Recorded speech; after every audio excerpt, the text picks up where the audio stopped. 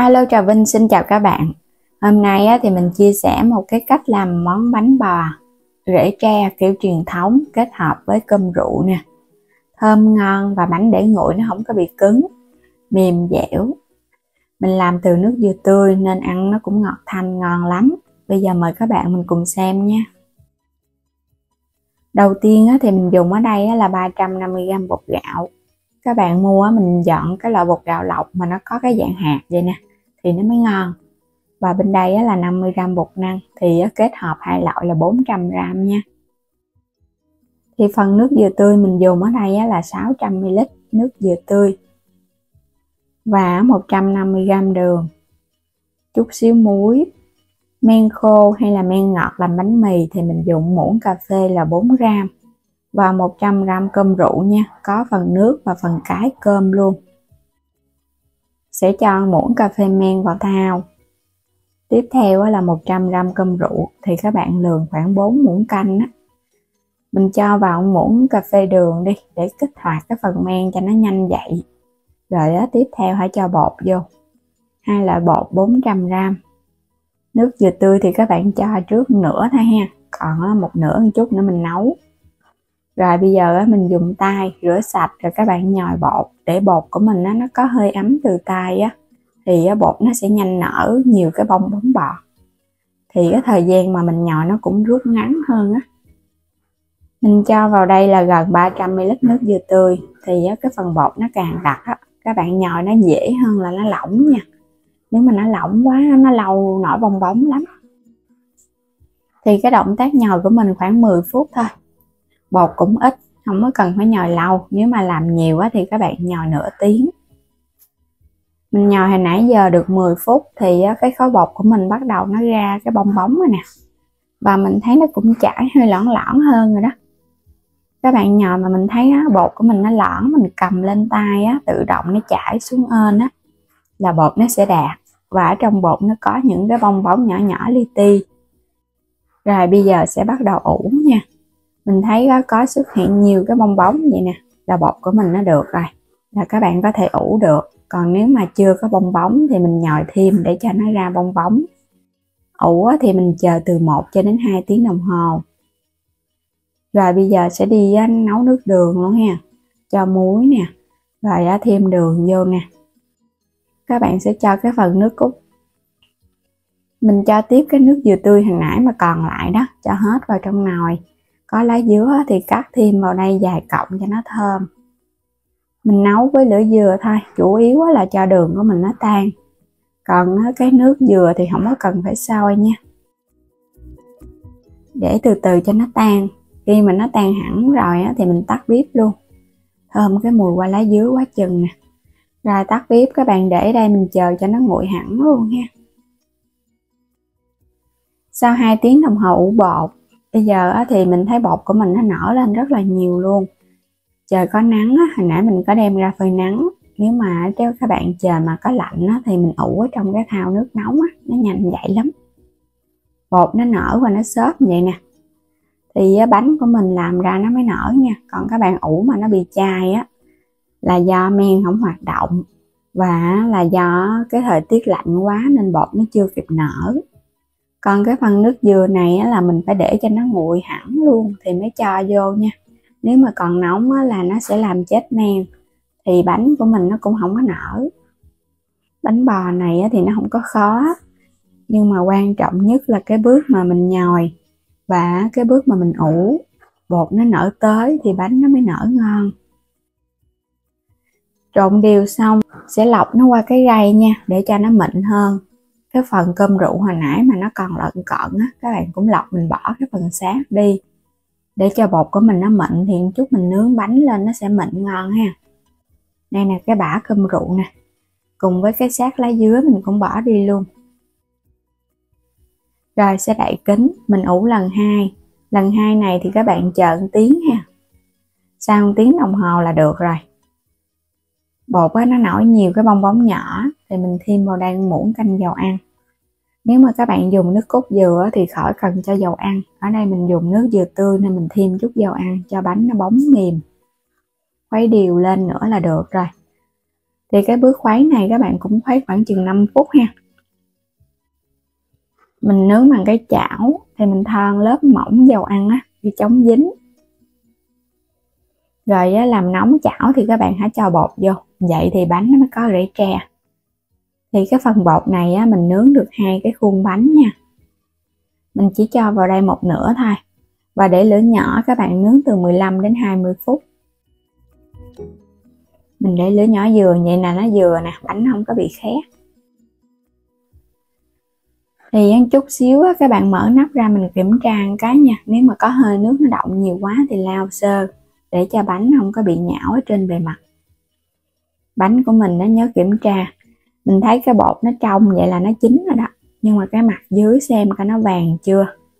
Nếu mà nó chưa có vàng á, thì mình nướng thêm chút nữa cho nó vàng thì nó mới thơm ngon. Vậy là còn hơi trắng nè, để thêm chút nữa. Bánh nó hơi vàng chút là nó ngon rồi. Đối với cái bánh bò nướng á, thì ăn nóng nó sẽ ngon hơn. Rễ tre nó nứt từ trên xuống dưới luôn á. Đó, nhìn ngon quá ha. Ở bên dưới nó vàng nè. Vậy là nó vừa và nó thơm ngon luôn.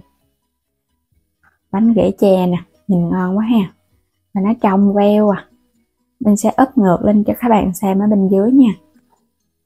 Đó, màu vàng ươm tự nhiên, nhìn ngon nè, không có bị khét mà nó cũng không có quá trắng nữa. Bánh bò nướng mà các bạn nướng mà nó hơi trắng quá là nó không thơm, mà vàng quá thì nó đắng, vậy là nó vừa nè. Mình nhớ canh lửa thường xuyên á là bánh của mình nó ngon. Nhìn hấp dẫn quá ha. Còn nếu mà các bạn nướng lò thì mình nướng 180 độ nửa tiếng đồng hồ ha, khuôn 18 là nó vừa luôn á. Đó, mềm, dẻo, xốp. Mình làm bằng nước dừa tươi á, cũng giúp cho cái bánh của mình nó mềm hơn và cái rễ tre nó trong. Cái vị ngọt á, thì nó ngọt thanh, ngon hơn so với mình làm bằng cái nước lọc. Còn nếu mà thích béo á, thì các bạn dùng phân nửa nước dừa tươi và phân nửa là nước cốt dừa ha. Cái phần nước cốt dừa mình cho vào mình nấu cái đường. Còn ở đây mình làm từ nước dừa tươi luôn. Nhìn ngon quá chừng luôn á. Một trái dừa lớn là ra đủ làm cái bánh này à. Đây là một cái bánh đầu tiên. Còn cái phần bột kia các bạn có thể hấp cũng được, hoặc là mình nướng thêm một cái nữa cũng được ha. Nó mềm, nó không có bị cứng đâu. Dù là mình để nguội bánh cũng không cứng. Có kết hợp cơm rượu á, cho nên là nó thơm cái mùi bánh truyền thống ngon lắm. Cái độ ngọt cũng vừa luôn, không có quá ngọt nhiều đâu.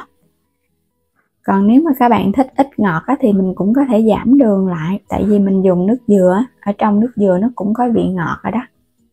Ngon quá ha. Bánh dễ làm, không có hề khó luôn. Bánh thì thơm và béo. Ăn vô nó béo ngon. Thì bây giờ mời các bạn mình cùng xem video để biết cách làm luôn ha. Đầu tiên mình dùng 250g bột năng hay là bột mì tinh, 50g bột mì đa dụng và 50g bột gạo, 400ml nước cốt dừa, nước cốt đặc béo thì bánh của mình nó sẽ ngon, 100g đường, một cái trứng gà lớn ha, thêm chút xíu muối, một muỗng cà phê vung, men khô, loại men ngọt làm bánh mì, men này không cần kích hoạt, vani cho bánh của mình nó thơm, nó không bị tanh trứng. Rồi các bạn sẽ cho 100g đường vào thau. Mình thêm 4g men vô luôn. 400ml nước cốt dừa nè. Nước cốt này nó béo, vừa vừa vậy đó. Còn các bạn thích béo nhiều thì cho nhiều. Tại vì mình có thêm nhân dừa cho nên là cái bánh mình không có làm béo nhiều quá đâu. Trộn đều lên. Phần men á, nếu mà các bạn sợ nó không còn hoạt động á, thì các bạn cứ trộn xong rồi cái mình đậy kính 10 phút hãy cho bột vô nha. Bây giờ mình cho cái trứng gà vô luôn. Công thức này mình chỉ dùng một cái trứng duy nhất thôi. Mà bánh của mình nó ngon, nó thơm phức à, béo béo nữa. Và tiếp theo là vani nè. Trộn đều lên cho trứng của mình nó hòa tan kỹ cùng với đường và nước cốt dừa. Sau đó thì hãy cho bột gạo. Mình cũng khuấy, bột gạo lọc hay là bột gạo mịn gì cũng được. Bột mì mình cũng cho vô luôn ha. Bột năng nè, cho hết tất cả 3 loại bột vô luôn. và thêm muối vô để bánh nó đậm đà. Trộn đều lên. Trong các loại bánh ngọt hay là bánh mặn gì các bạn cũng phải có thêm chút muối, thì cái độ đậm đà nó mới tăng lên, chứ còn các bạn làm bánh ngọt mà không có muối là nó không ngon đâu, nó sẽ bị lạc lạc làm sao á. Trộn xong thì bây giờ mình lọc nó qua cái rây cho phần bột của mình nó mịn hơn những cái lợn cợn này nè, và lấy hết cái phần bột luôn nha, tại vì ở trong đây nó có men đó. Rồi mình đậy kính chờ từ 1 cho đến 2 tiếng đồng hồ. Phần nhân thì mình có ở đây khoảng 200g dừa rám nạo, bên đây 100g đường, thêm chút muối rồi vani. Cho hết cái phần dừa vào chảo, thêm đường vô luôn ha, chút muối nữa nè. Trộn đều lên cái các bạn bật lửa vừa vừa thôi, mình xên nhân cho đường nó tan ra đó, thì xên nhân nó sẽ trong. Phần nhân nó chín kỹ, các bạn để ở trong cái bánh cả ngày nó không có bị hôi dừa. Còn các bạn để lửa áp quá thì đường nó nhanh tan, nhưng mà dừa nó chưa kịp chín thì nó cũng không ngon đâu. Xên chút xíu bắt đầu mình thấy nó sẽ dịu cái phần dừa hơn rồi nè. Đây, ngon quá rồi nè. Còn á, cái phần mà mình ăn kèm với dừa có thể là đậu phộng hoặc là mè rang, tùy ý thích à. Cho vani vô luôn cho nó thơm nhân. Ở đây á, thì mình sẽ cho mè rang ha, mè rang chín cho nó vàng. Đậu phộng á, thì các bạn rang lên mình đập dập mình hãy cho vô thì nhân nó mới ngon. Mè hay đậu phộng gì cũng được, rang cho nó đều một cái nữa rồi tắt bếp luôn. Bột mình để 2 tiếng đồng hồ á, tại vì thời tiết hôm nay nó cũng không có nắng các bạn, cho nên nó là mình để 2 tiếng luôn cho bột nó nở gấp đôi. Những cái bong bóng nó nở nhiều lên vậy nè thì bột của mình nó đã đạt. Nếu mà có nắng các bạn phơi nắng sẽ nhanh. Mình sẽ múc vào đây 1 muỗng cà phê bơ thực vật nha, để quét cái chảo. Bánh này á, nướng với bơ thì nó thơm lắm. Xong rồi cái mình chắc cái phần bơ ra một chút, mình chừa lại một ít thôi. Các bạn sẽ múc một lớp mình tráng đều xung quanh cái chảo, và nhớ là cái chảo phải nóng thì mình mới gót bột vô. Thì mình gót bột vô bột nó mới sủi tăm, nó mới có rễ tre. Còn cái chảo không nóng là gót bột nó sẽ không có rễ tre. Trộn bột là một bước, nướng bánh cũng là một cái cách nữa đó. Và nhớ đậy nắp thì bánh của mình nó mới chín kỹ ở bên trong. Chờ khoảng 5 đến 7 phút là mình thấy bánh của mình nó vàng đều xung quanh vậy nè. Ngon quá chừng các bạn ha. Bánh có men đó cho nên là nó dễ nở lắm.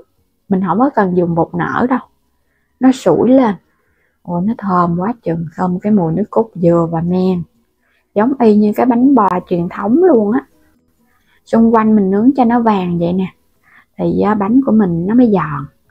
Các bạn không cần phải để lửa thấp quá, mình để lửa trung bình vậy đó, bánh nó mau chín. Nó vàng và nó giòn cứng tay luôn á. Cái viền này ngon quá chừng luôn.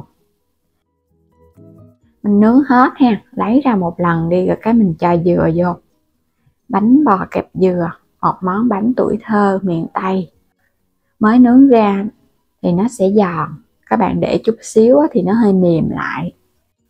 Nó xốp xốp á, chứ không phải là nó mềm xèo luôn ha. Bánh với men thơm của bánh bò truyền thống á. Còn bánh mà các bạn làm bột nở thì nó mới thơm, nó chỉ nở ngon và nó giòn thôi chứ nó không thơm. Thì tùy các bạn có thể kết hợp với bột nở hoặc là men tùy ý thích.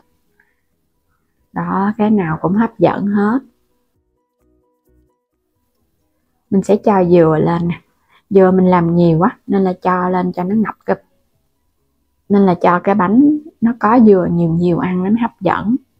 Ở đây là mình dùng cái loại dừa nạo nhỏ. Các bạn nạo sợi cũng được nữa. Nạo sợi mình cũng xên giống vậy đó, nó cũng ngon. Bánh này mỗi cái nào mình cũng đã tráng một lớp bơ để nướng, cho nên là bánh nó cũng thơm mà. Kết hợp với dừa nữa.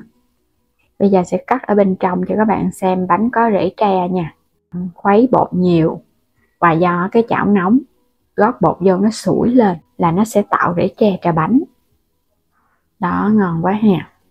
Rồi giống y như cái bánh bò nướng cơm rượu luôn á. Nó thơm phức rồi các bạn. Rễ tre, mình nướng cái bánh mỏng mà đã thấy rễ tre như vậy rồi, các bạn nướng theo cái kiểu truyền thống mà bánh dày dày á là rễ tre rất là nhiều luôn á. bánh mềm và có độ dai, và nó có độ, và nó xốp nữa.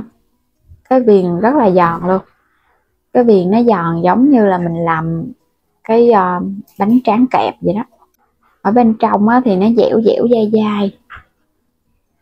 Đặc biệt á, là các bạn làm nó hơi vàng chút á, là nó giòn và nó thơm. Còn đừng có nướng trắng nha, nướng trắng nó không ngon đâu, nướng trắng nó sẽ không được thơm á. Và lúc nào mà các bạn thèm đồ ngọt á, có thể nghĩ ngay đến cái món bánh bò dừa này. Béo, ngọt, thơm nè, mà dễ làm. Nướng chút xíu là đã có bánh ăn rồi, không có gì lâu hết trơn á, chỉ là mình ủ bột hơi lâu thôi. Và bây giờ thì mình chúc các bạn thành công ngon miệng nha. Và nếu như có yêu cầu thêm món gì thì để ở phần bình luận bên dưới. Và mua thêm các sản phẩm ở trong kênh ủng hộ mình ha. Bây giờ thì xin chào tạm biệt và hẹn gặp lại các bạn ở video tiếp theo.